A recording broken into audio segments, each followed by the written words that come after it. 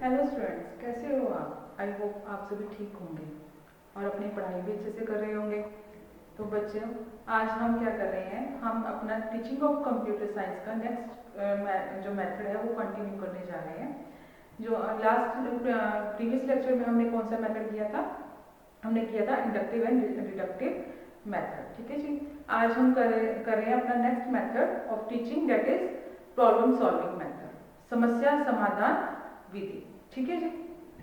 जो एक ये प्रॉब्लम सॉल्विंग मेथड है, ये बेस्ड है स्टूडेंट के जो मेंटल एक्शंस हैं उसके ऊपर बेस्ड है। ठीक है जी। जो हमारा प्रॉब्लम सॉल्विंग मेथड है, it is a method which is based on the mental action of the student. जो स्टूडेंट के मेंटल एक्शन के ऊपर उनकी जो मानसिक क्रियाएं हैं उनके ऊपर बेस्ड है, ठीक है, आधारित है। फिर क्योंकि इसमें क्या है, जो एक स्टूडेंट है वो क्या कर रहा है, सेलेक्ट कर रहा है प्रॉब्लम को, समस्या का चयन कर रहा है। क्योंकि ऐसे इसके नाम से ही जैसे क्लियर हो रहा है, प्रॉब्लम सॉल्विंग मेथड, उसका सोल्यूशन ले रहा है अकॉर्डिंग टू अपने जो अपने विचारों से, अपने तर्कों से वो एक नया समस्या का समाधान ढूंढ रहा है और एक नई जो नया ज्ञान है वो उसको प्राप्त कर रहा है। ठीक है जी। We can say that student select the problem and find a solution according to your own ideas and reasoning and acquire the new knowledge। ठीक है जी। वो न्यू नॉलेज को एक्वायर कर रहा है और क्या कर रहा है, हमारे जो अपने आइडियाज को और रीजनिंग को यूज करके वो अपने प्रॉब्लम्स जो सेलेक्ट किए उसने उसका सोल्यूशन फाइंड आउट करने की कोशिश कर रहा है। ठीक है स्टूडेंट्स, आइए हम कुछ डेफिनेशंस देख लेते हैं प्रॉब्लम सॉल्विंग मेथड की। सबसे पहले हमने M.N.. Singh and S.B.. Maheshwari की जो डेफिनेशन ली है, उन्होंने बोला है कि problem solving is a planned attack on difficulty for finding out satisfactory solution. जो भी हमारा प्रॉब्लम सॉल्विंग है, जो क्या है, एक डिफिकल्टी, एक समस्या, एक जो हमारे कठिनाई है उसके ऊपर हमें प्लानिंग से हमने उसके ऊपर अटैक करना है। किसके लिए? सेटिस्फैक्टरी सॉल्यूशन फाइंड आउट करने के लिए। ठीक है जी। ये प्रॉब्लम को हमने एक प्रॉब्लम ली है, उसके ऊपर प्लानिंग की है, प्लानिंग के साथ उसके ऊपर उसका सोल्यूशन फाइंड आउट करने के लिए हमने क्या किया, एक ऐसा सोल्यूशन जो हमारे लिए सेटिस्फैक्टरी हो, हमारे मन को संतुष्टि दे। Clear students? आइए अपनी नेक्स्ट डेफिनेशन के ऊपर चलते हैं, जो हमें बी.एफ. स्किनर जी ने दी है। इन्होंने बोला है problem solving is a framework within which creative thinking and reasoning take place.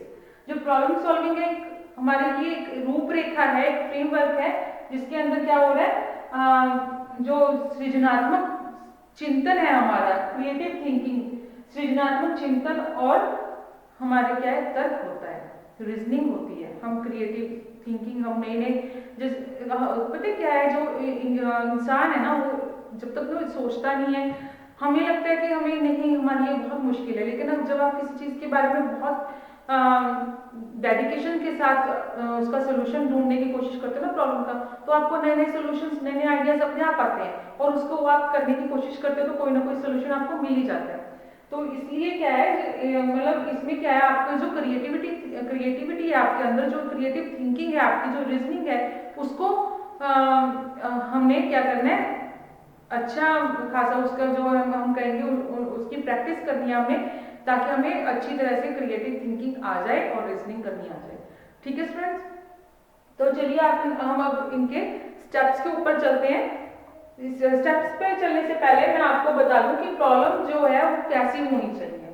ठीक है स्टूडेंट्स? जो प्रॉब्लम है वो कैसी होनी चाहिए? सबसे पहले प्रॉब्लम क्लियर एंड डेफिनेट होनी चाहिए, बिल्कुल स्पष्ट प्रॉब्लम होनी चाहिए।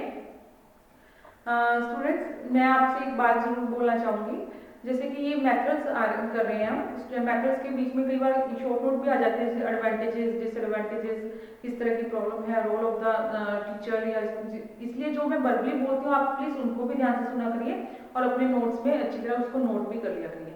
ठीक है जी? तो मैं अभी आपको बता रही हूँ कि प्रॉब्लम्स कैसे होने चाहिए।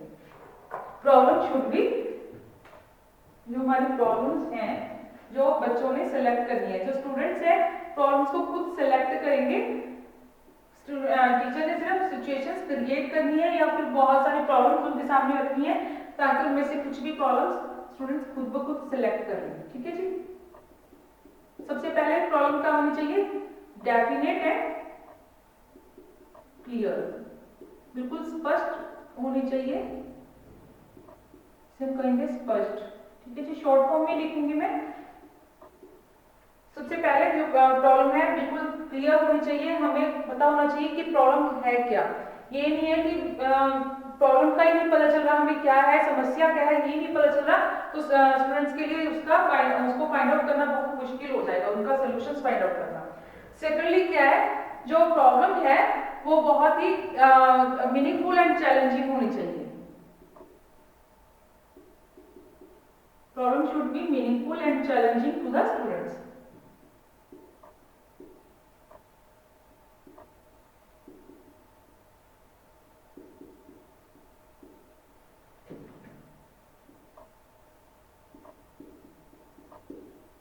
ठीक है जी, एक चैलेंज के रूप में, एक चुनौती के रूप में होनी चाहिए, और एक मीनिंगफुल होनी चाहिए, यानी कि उसका कुछ अर्थपूर्ण और चुनौतीपूर्ण होनी चाहिए। ठीक है जी, जो हमारी समस्या है अर्थपूर्ण, उसका कुछ अर्थ होना चाहिए। ऐसे नहीं कोई भी प्रॉब्लम उठा के दे देंगे, मतलब वो अर्थपूर्ण, मतलब स्टूडेंट्स के लिए कुछ नई नॉलेज गेन होनी हो, वो उसमें उससे कोई नॉलेज गेन करे स्टूडेंट्स, ऐसी होनी चाहिए, इसीलिए वो मीनिंगफुल होगी, यूजफुल होगी। अगर उसका कुछ मतलब होगा और उससे स्टूडेंट्स कोई नई नॉलेज और यूजफुल नॉलेज को गेन करेंगे। ठीक है जी, और चुनौतीपूर्ण होनी चाहिए, उनको लगे कि हाँ, तभी उनका इंटरेस्ट है, जो स्टूडेंट्स का इंटरेस्ट उसमें आएगा जब वो चुनौतीपूर्ण होगी। अगर वो बहुत इजी होगी तो भी स्टूडेंट्स का इंटरेस्ट नहीं आएगा उसमें।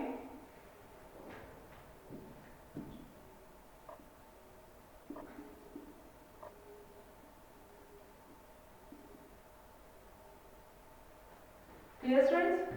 थर्ड वन इज क्या होना चाहिए, इंटरेस्ट जनरेटिंग होनी चाहिए,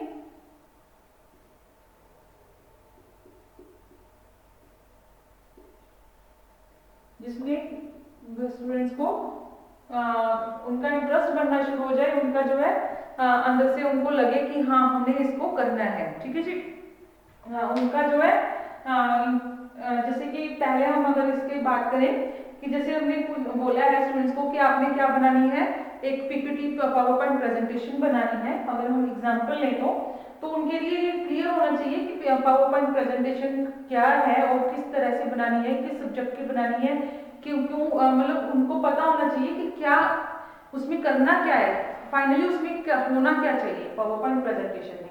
ठीक है जी, उनके लिए क्लियर और डेफिनेट होनी चाहिए। सेकेंडली मीनिंगफुल एंड चैलेंजिंग होनी चाहिए, उनको मतलब लगे कि हाँ कुछ नया कर रहे हैं, कुछ नया सीखने को मिल रहा है, और उनको कुछ नया मतलब उनको ऐसी सिचुएशंस दी कि आप नहीं इसमें टेबल भी ऐड करोगे, इसमें आप पावर पॉइंट प्रेजेंटेशन में आप नई पिक्स भी ऐड करोगे, और कुछ नया आप नेट से डाउनलोड करके भी ऐड करोगे, तो इस तरह से आपने फाइल्स को मतलब किसी को आप किसी का लिंक भी प्रोवाइड करोगे ताकि वहां से और नई फाइल मिल सके।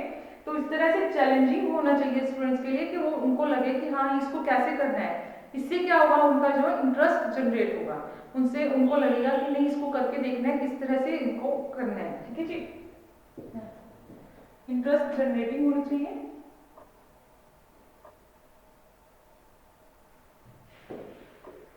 Fourth one is related to previous knowledge,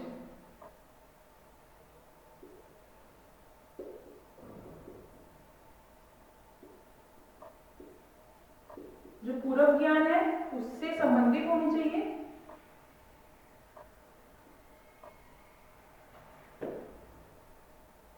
जो स्टूडेंट्स का related to previous knowledge of the students. मैं शॉर्ट करके लिख रही हूँ ताकि आपका जो है कंटेंट कंप्लीट हो जाए।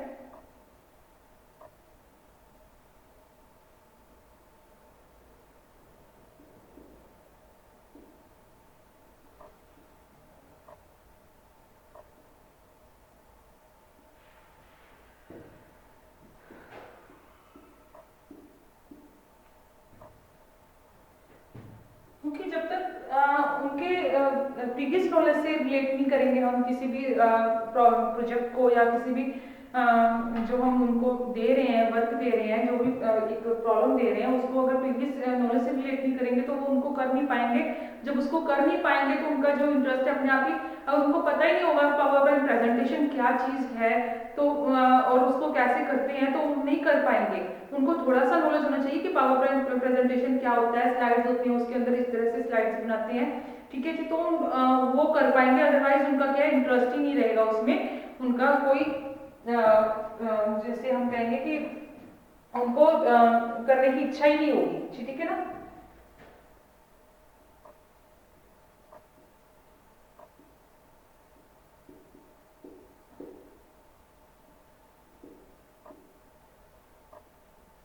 उसका इंटरेस्ट जनरेटिंग का लिख लो, इच्छा शक्ति को बढ़ावा देने वाली होनी चाहिए, जो प्रॉब्लम है इच्छा शक्ति को बढ़ावा देने वाली होनी चाहिए, ठीक है जी। पूर्व ज्ञान से संबंधित। फिर उसके बाद है जो हमारी related to real life situations.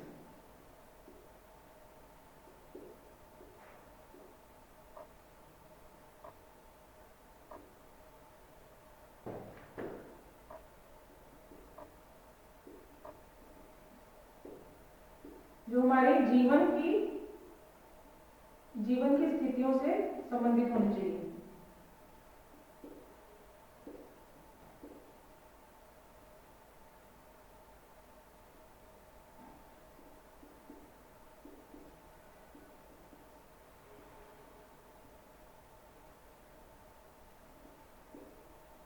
यानी कि ऐसा नहीं है कि जो हम उनको पावर पॉइंट प्रेजेंटेशन बनाने के लिए दे रहे हैं, कुछ भी उठा के दे दिया कि बच्चे आप बना के लेके आओ, अमेरिका के राष्ट्रपति के बारे में बना के लेके आओ या किसी की चीज और के बारे में, इस तरह से बनाने के लिए कह रहे हैं जो उनकी लाइफ से रिलेटेड ही नहीं है, जो जिनके बारे में उनको बिल्कुल नॉलेज नहीं होगी।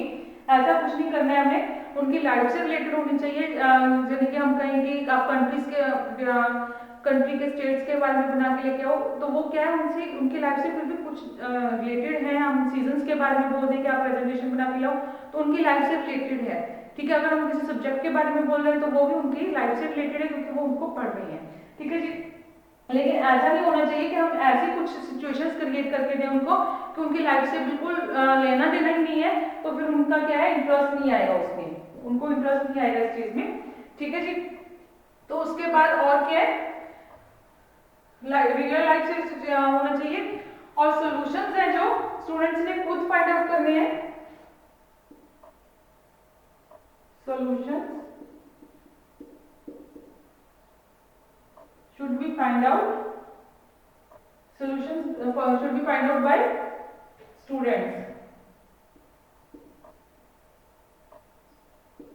बच्चे शॉर्ट फॉर्म में लिख रही हूँ, बोल पूरा नहीं हूँ। Solutions should be find out by students under the guidance of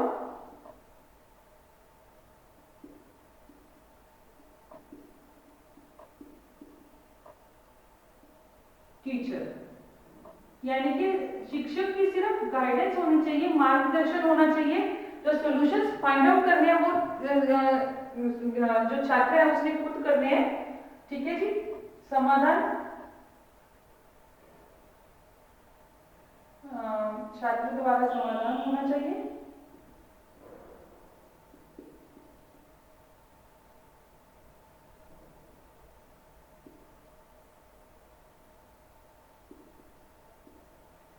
किसके मार्गदर्शन के अंदर,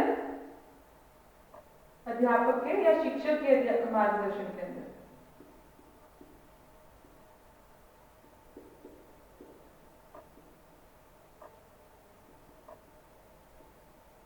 जो मार्गदर्शन रहेगा वो किसका रहेगा, अध्यापक का रहेगा। और जो समाधान होगा वो सॉल्यूशन होगा वो क्या कौन करेगा, स्टूडेंट। ये नहीं है कि सारा कुछ ही टीचर ने करके दे दिया, शिक्षक ने करके दे दिया, फिर स्टूडेंट को कुछ भी आएगा नहीं है। जो उनकी नॉलेज रिक्वायर करनी थी, जो उन्हें नया ज्ञान प्राप्त करना था, वो नहीं हो पाएगा, ठीक है। जिस पर्पज के लिए हम कर रहे हैं इसको, इस मेथड को यूज कर रहे हैं, वो नहीं हो पाएगा। फिर क्या होना चाहिए, according to the age, suitable करना चाहिए। Age, need, physical and mental capability. Student की जो एज है उसकी जो फिजिकल कैपेबिलिटी है, मेंटल कैपेबिलिटी है, और जो उसकी नीड्स हैं, उन सबको सुटेबल होनी चाहिए। प्रॉब्लम सुटेबल करके होनी चाहिए, ठीक है। प्रॉब्लम शुड बी सुटेबल वो age needs physical and mental capabilities of students.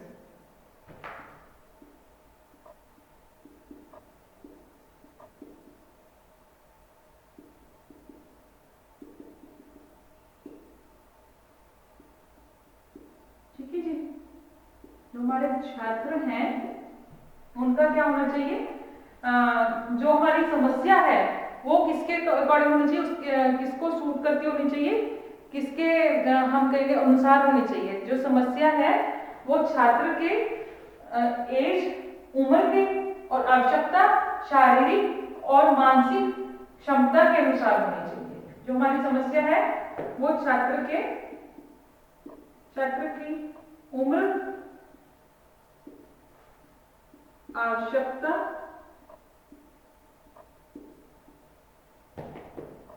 शारीरिक और मानसिक क्षमता के अनुसार होनी चाहिए।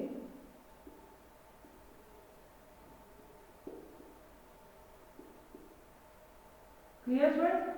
ये सबसे पहले कि प्रॉब्लम हमें क्या, कौन किस टाइप की प्रॉब्लम लेनी है, इस टाइप की लेनी है जो बिल्कुल क्लियर हो, स्पष्ट हो, जो हमारे लिए मीनिंगफुल हो, चैलेंजिंग हो स्टूडेंट के लिए, चुनौतीपूर्ण हो और अर्थपूर्ण हो, फिर जो इच्छा शक्ति को बढ़ावा देती हो, जो हमारे अंदर इंटरेस्ट को इरोज करे, हमारी जो स्टूडेंट की प्रीवियस नॉलेज पूर्व ज्ञान से संबंधित हो, फिर जो हमारी परिस्थितियों से संबंधित हो, जो जीवन की परिस्थितियों से, रियल लाइफ सिचुएशन से रिलेटेड हो।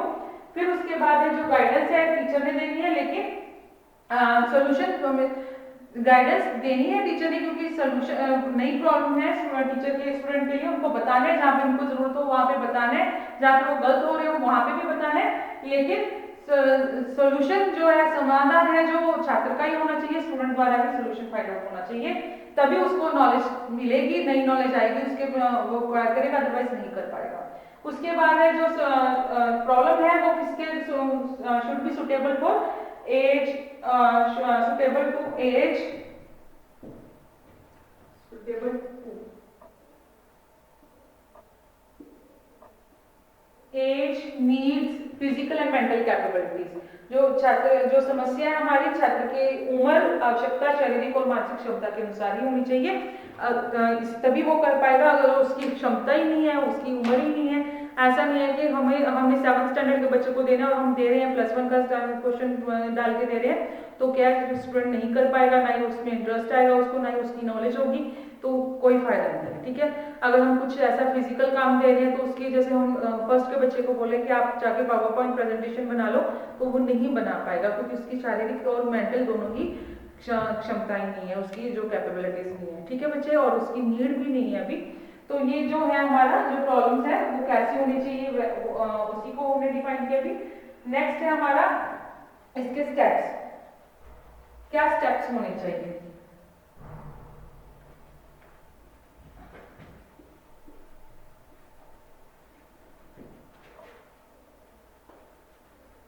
स्टूडेंट्स, जो इसके स्टेप्स हैं प्रॉब्लम सॉल्विंग के, तो सबसे पहला क्या है, क्योंकि हम जो इसका बेस है वो प्रॉब्लम है, तो प्रॉब्लम जो सिलेक्ट करनी है वो भी किसने करनी है, स्टूडेंट ने खुद करनी है।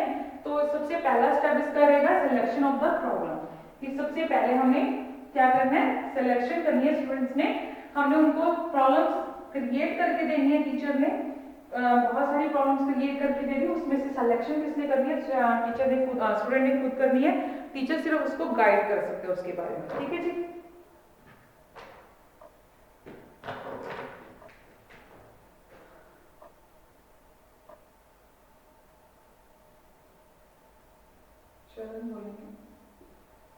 सबसे पहले सिलेक्शन ऑफ द प्रॉब्लम।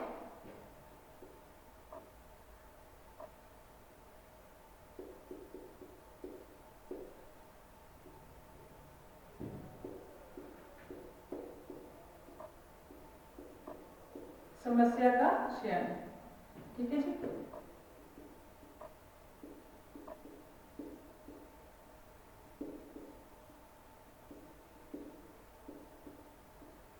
सबसे पहले क्या करेगा स्टूडेंट, सेलेक्ट करेगा क्या कि मैंने कौन सी प्रॉब्लम लेनी है।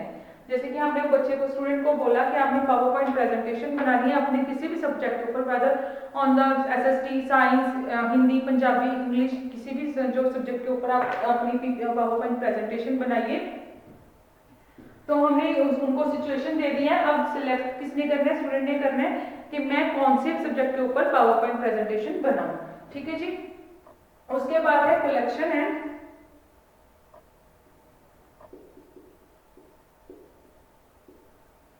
Organising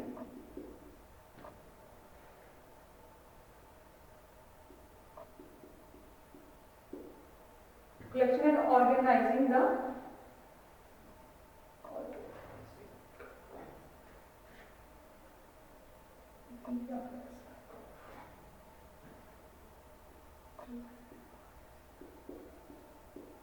facts related to problem.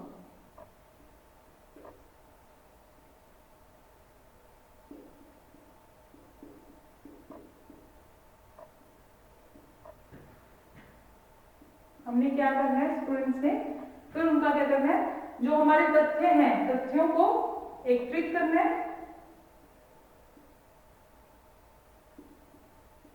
और उनको व्यवस्थित करना है।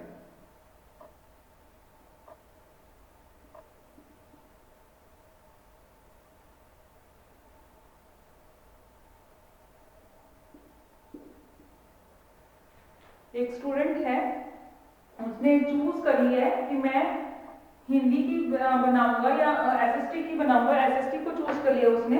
तो उसने उसके बाद उसको चूज करने के बाद क्या करना है, फिर कौन से टॉपिक के ऊपर बनानी है ये देखना है, और उसके जो फैक्ट्स हैं, जो उसके बारे में डाटा है, उसको कलेक्ट करना है और उसको ऑर्गेनाइज करना है। ठीक है जी, व्यवस्थित करना है।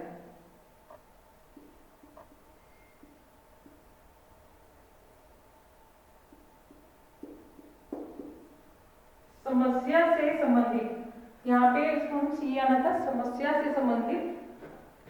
यहाँ पे समस्या से संबंधित जो तथ्य हैं उनको एकत्रित करना और उनको व्यवस्थित करना। क्लियर? कि हमने हमारे जो प्रॉब्लम से रिलेटेड है, हमने बात करी है कि हमने उसने एसएसटी की चूज करी है, कौन सा टॉपिक चूज किया है, उसके बाद उसके बारे में जो भी डाटा कलेक्ट करना है वो कलेक्ट करके उसको एक ऑर्गेनाइज वे में रखना ताकि वो उसकी पीपीटी तैयार कर सके। देन क्या है हमारा, classifying the importance to the students. फिर टीचर का क्या ड्यूटी बनती है कि वो क्लासिफाई करें, महत्व बताएं कि जो बना रहे हैं पीपीटी उसका क्या महत्व है, उनको क्या सीखने को मिलेगा, इसको किस तरह से करना है। इंपॉर्टेंस ऑफ द प्रॉब्लम, जो प्रॉब्लम को उन्होंने चूज की है वो उसकी क्या इंपॉर्टेंस है, क्या महत्व है, ये टीचर की ड्यूटी है कि वो उसको क्लासिफाई करे। ठीक है जी। उसने क्या करना है, जो प्रॉब्लम है, जो समस्या है, समस्या के महत्व को बताना।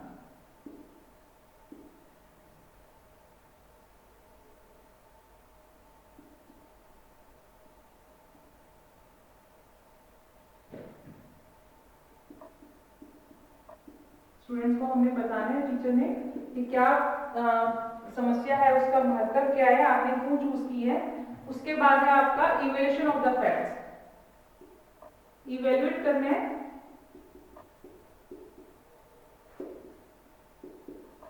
जो फैक्ट्स हैं, जो तथ्य हैं, उनका मूल्यांकन करना है कि ये सही तथ्य लिए गए हैं या नहीं लिए गए, सही है, इनको और इनमें और कुछ ऐड करने की जरूरत है या नहीं। तथ्यों का मूल्यांकन,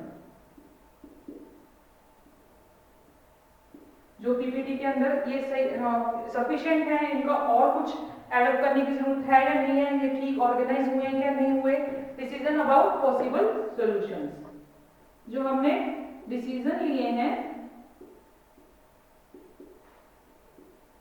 कि इसके जो है हमने क्या क्या डालना था इसमें, वो सारा हो गया है कि नहीं, क्या फैक्ट्स डाले थे, क्या इसमें टेबल डालने पड़ेंगे, जो भी हमने उसके बारे में डिसीजन लेना कि टेबल डालने पड़ेंगे, पिक्स डालने पड़ेंगे अगर हिस्ट्री से रिलेटेड ले रहे हैं तो,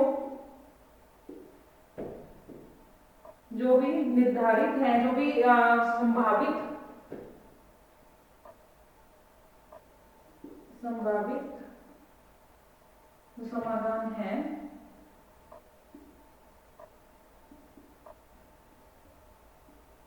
के बारे में निर्णय लेना।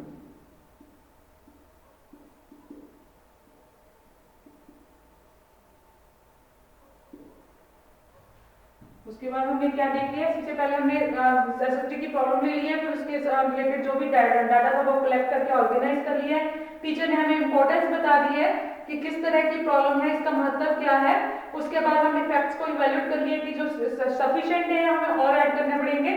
फिर उसके बाद हमने डिसीजन ले लिया कि जो हमने किया है उसके बाद उनमें क्या एड करना है, क्या टेबल ऐड करना है, कुछ हमने पिक्स ऐड करनी है या इंटरनेट से लेने हैं या हमारे लैपटॉप में या हमारे पीसी पे पड़ा है, ये सारा सामान जो जो भी हमें चाहिए। फिर हमने क्या करना है, जनरलाइजेशन एंड कंक्लूजन।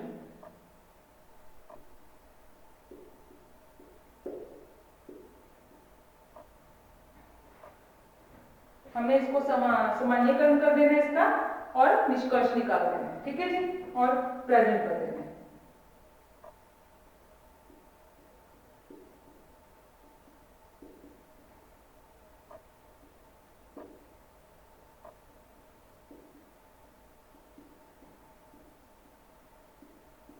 ये बच्चे आपके स्टेप्स थे, चरण थे प्रॉब्लम सॉल्विंग मेथड के। इसी के साथ आपका ये मेथड है जो कंप्लीट होता है। इसमें हमने 6 स्टेप्स कर लिए हैं, ठीक है जी। इसको मैंने आपको एग्जांपल के साथ समझा भी दिया है कि किस तरह से हैं ये सारे स्टेप्स और किस तरह से करने हैं। इसके कुछ एडवांटेजेस एंड डिसएडवांटेजेस हैं स्टूडेंट्स, इसको आप देख लीजिएगा। जैसे कि हमने इसमें हम खुद करके लर्निंग बाय डूइंग को ये बेस्ड है, तो बहुत अच्छी जो नॉलेज है हमें नहीं मिलती है और हमें उसको रट्टाफिकेशन करने की जरूरत नहीं पड़ती है और हम एकदम से कर लेते हैं। लेकिन बहुत टाइम कंज्यूमिंग है, छोटी क्लासेस के लिए ठीक है, बड़े वास्ट सिलेबस को ये कवर नहीं करते हैं।